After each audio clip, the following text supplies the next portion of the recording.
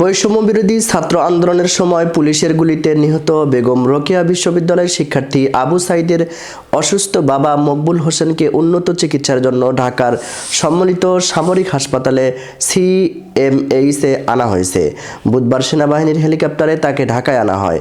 মকবুল হোসেনের হৃদরোগ, কিডনি সহ নানা জটিলতা দেখা দিয়েছে বলে পরিবারের পক্ষ থেকে জানানো হয়েছে।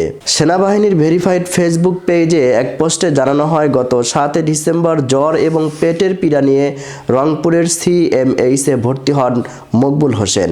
পরবর্তীতে হৃদযন্ত্রের উন্নত চিকিৎসার জন্য রংপুর মেডিকেল কলেজের আইসিইউতে হস্তান্তর করা হয়।